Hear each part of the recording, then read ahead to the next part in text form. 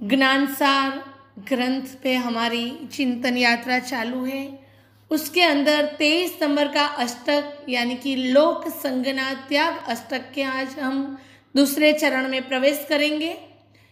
ज्ञानी भगवंत यहाँ बताते हैं कि अनादि काल से जीव को आहार, भय, मैथुन और परिग्रह यह चारों चार संज्ञा लगी हुई है और उसकी तृष्णा के कारण जीव यह भाव में और परभव में दारुण दुख भुगतता है।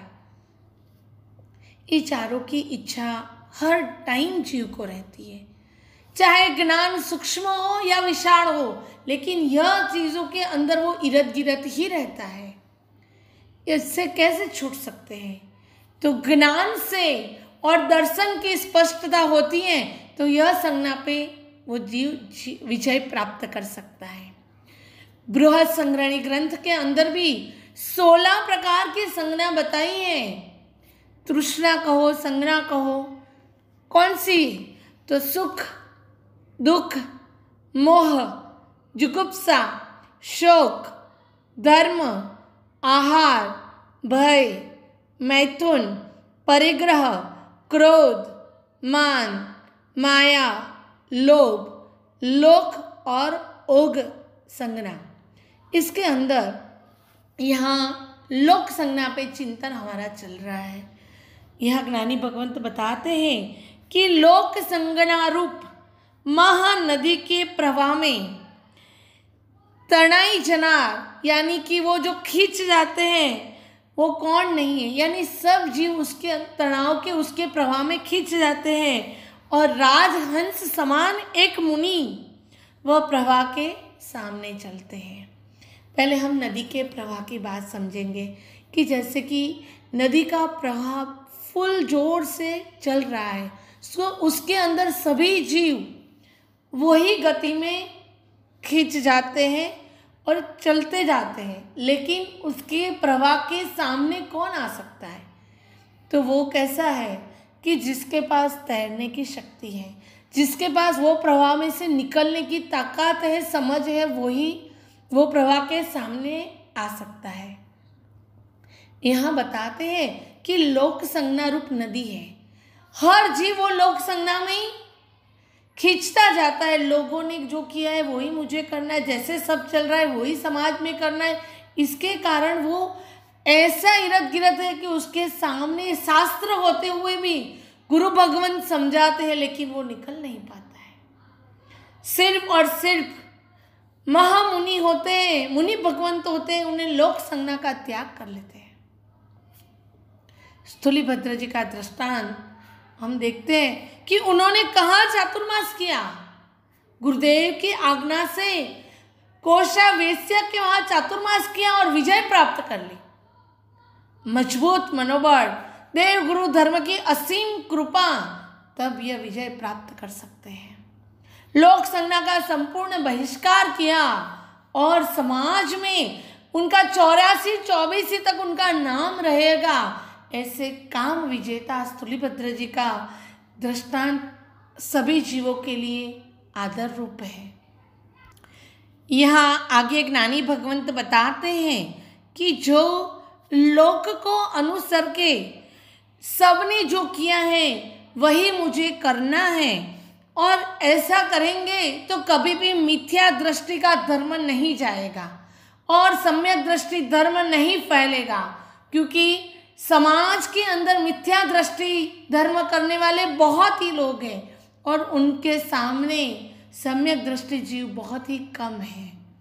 तो एक बात है कि जगत में जो चल रहा है वही गढ़ में नहीं जाना है, लेकिन जो शास्त्र में बताया है वही रीत रिवाज करेंगे, वही रीत से आप चलेंगे तो कुछ आत्म का कल्याण कर पाएंगे।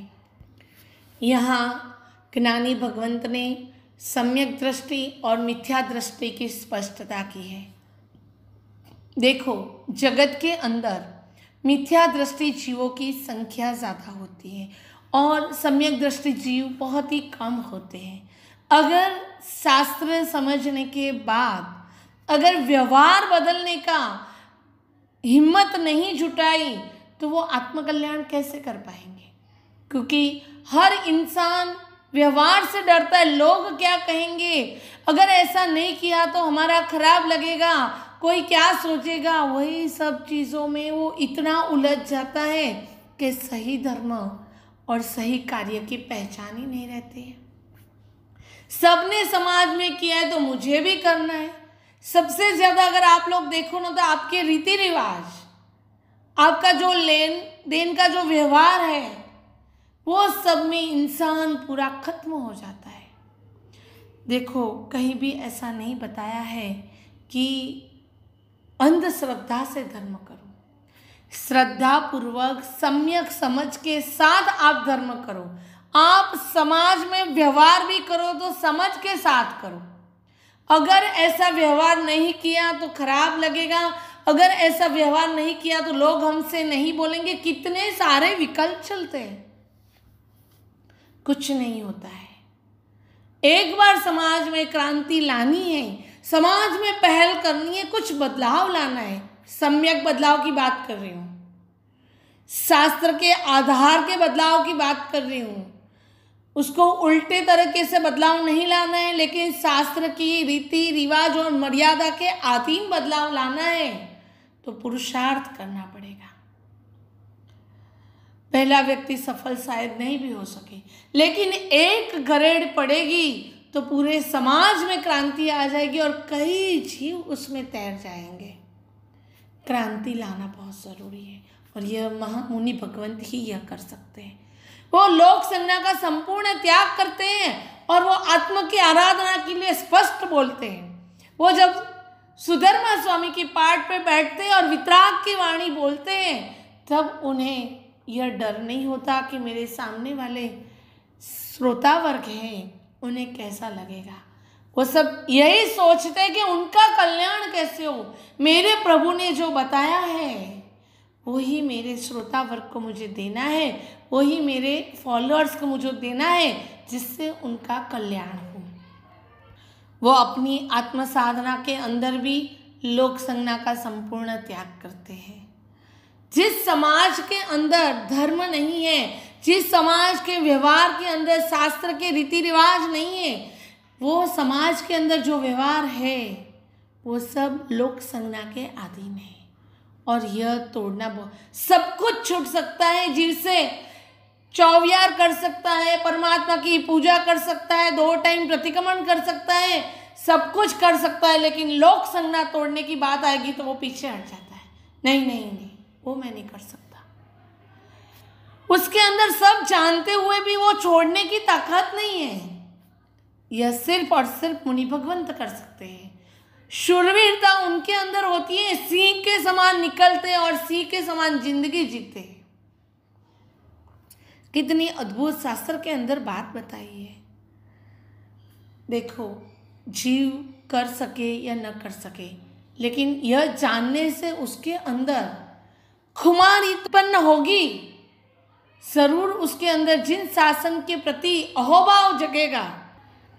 यहाँ बताया है कि रत्न के व्यापारी बहुत ही कम होते हैं, तो उसी तरह सम्यक दृष्टि जीव बहुत ही कम होते हैं।